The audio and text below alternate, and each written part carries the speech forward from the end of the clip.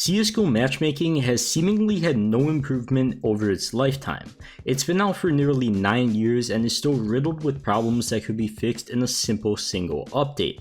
And no, this isn't going to be the usual, oh, add 128 tick valve, please, it's so important video, as in my opinion, that's actually near the bottom of the list of issues. But in this video, I'm going to be talking about the biggest issues in CSGO MM and how to make MM great again. Or just great in the first place, honestly, because it's never been too hot. But before we get into it, if you want some free CSGO skins and investing items, be sure to number 1, be subscribed to the channel, leave a like on this video, and comment your Steam username with your trade link on it somewhere, and I'll send a few of you guys some free stuff. And finally, be sure to check out my sponsor for this video, tradeit.gg, the best way out there to trade your old boring skins out for new ones, or finally trade up all those garbage low tier skins you have for a sick knife. If you sign in through the code in the description, you get a bonus on your first trade, so be sure to do that. But for now, let's get right into it. So first of all, why am I making another one of these videos? Well, a couple reasons. First of all, I just came off a 3-game win streak, then lost 1 game and D-ranked, so I'm a bit tilted about that. Doesn't really make sense to me. And while 2Qing with a friend today, we had someone abandon literally in the first 2 minutes of the game. 1 round in, not a single word said, gone, poof, never to be seen again. So we were stuck in a 4v5 from the very beginning, and honestly, I think there's much better ways than Valve can handle that than forcing us to play it out. Which, sure, I could understand if somebody abandons like 10 rounds in and they made us play the game out. That makes sense because it's so far into the game, but 1 round doesn't make sense at all. This is why I think CSGO should add something along the lines of Valorant's, I guess, matchmaking system, in the aspect that allows you to remake a game if a player isn't there the first round. A vote pops up and the players on the team with a disadvantage vote to remake the game, and no players gain XP or ELO, so this would pretty much make it so the players that join the game and just go AFK don't ruin it for their other 4 teammates, which honestly happens pretty often from my experience. So rather than wasting 30 to 45 minutes of time, it's just a few minutes for the 4 players that had their teammate abandon just a single round in. It genuinely is a big issue of people that just get on CS and don't play the game at all. Like, they accept the competitive queue and then they're just gone within the first round. I don't know why people do it, but it does happen more than it should, and there should be something done about it in my eyes. But next, the ranking system doesn't actually represent the skill of players, but somehow matches can still be balanced. So what exactly do I mean by this? Well, I'll once again go back to this game I played today.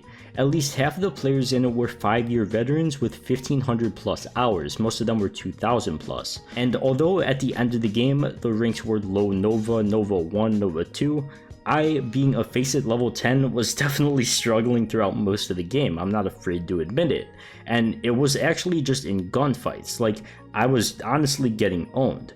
These are not what I would say should be represented as low Gold Nova players. For players that have seemingly consistently played the game for 5 years and seem to perform pretty well mechanically against other players with similar skill, it just shows in my eyes that the ranks aren't what they should be, and that a lot of good players are stuck in this spot in low ranks, not necessarily because they're bad, not necessarily because it's elo hell and they're getting horrible players on their teams ruining their games, but because the ranking system is just really awful. And from my experience and seemingly plenty of other players' experiences, it's just way too difficult to rank up. And not to mention, not clear at all on how you can rank up, but I've talked about that a lot in the past, so I won't go too in depth on how to actually rank up and why that should be adjusted, because that's very well known already. I honestly think this would be a difficult thing to fix. Maybe adding something like seasons where your rank gets reset every time the season ends could be a good way to do it, and keep a ton of players from getting stuck at a low rank, and then all of those players are a lot better than like Gold Nova or whatever, but they're still playing against each other because the ranking system is so bad.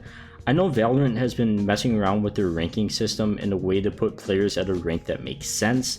Like, I was plat 3 at the beginning of 2 seasons ago, then didn't play for an entire season, came back and got placed at gold 2, which, I mean, the ranks go, what is it, like bronze, silver, gold, plat, so I D-ranked like 4 times off it, but then I win 2 games and get a double rank up back to plat 1, so maybe CSGO could do something like that, If you take a break, you get put at a lower rank right when you come back, but if you still manage to show that your skill is at the same level, you can rank up a lot easier. Maybe not a double rank up, but definitely rank up easier or something like that.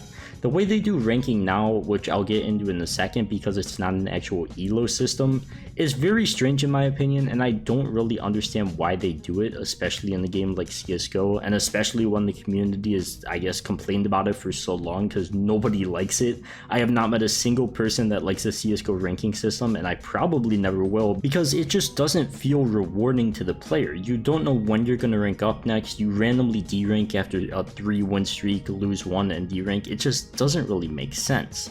As I always say as well, there's no real reason to play CSGO MM once you get decent at the game and can move on to FACEIT, ESEA, or playing on a team. It'd be cool to have a leaderboard type thing that Valorant does to show the best players in the world at the end of each season if they did make that a thing, and give them a cool gun buddy or charm or whatever with it too, but a couple of things would have to happen for that.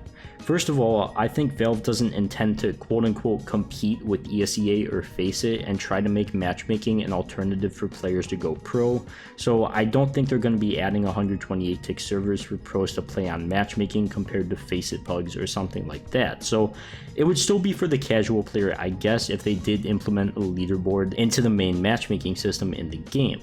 You wouldn't see top players like you do in Valorant playing ranked, unless it was 128 tick, I'd have to guess. But even if it wasn't 128 tick, I still think it would be a great way to keep the vast majority of CS players playing the game and grinding, because if we look at the player count in the last few months, it genuinely isn't looking too hot. Obviously, I know based on a lot of COVID restrictions loosening and the fact that it is summertime, that is going to mainly affect a lot of this, but the lack of new content in the game definitely plays a big part of it as well, I feel. There hasn't really been anything besides the last operation, and with the major still quite a few months out, players don't really have a reason to play the game, and honestly Valorant is looking like the much better option. It's the game I've been playing more honestly, because it genuinely feels like actually rewarding when you play games and see how fast you can rank up, see how much you're ranking up per game, and you're actually rewarded for playing well. Now, this doesn't mean I think Valorant is going to be a CSGO killer and take 90% of the player base away and just move them all to Valorant, because at the end of the day, there's always going to be people that prefer CSGO to it, and nobody can really change that. But for really any newer player that FPSs, Valorant is just looking like the way better option when compared between these two, and I really hope CSGO devs step up their game and kind of try to compete against Valorant, because they're really killing them right now. But besides all that, I think that's all my rant and complaints for today. As always, be sure to leave a comment, because I'd love to know what you guys think of MM/ the current ranking system and what else can be improved. But as always, be sure to subscribe, leave a like, and comment your Steam username for a chance to win some free stuff, and check out the homies over at traded.gg as well. But for now, I will see you guys in the next one. Peace.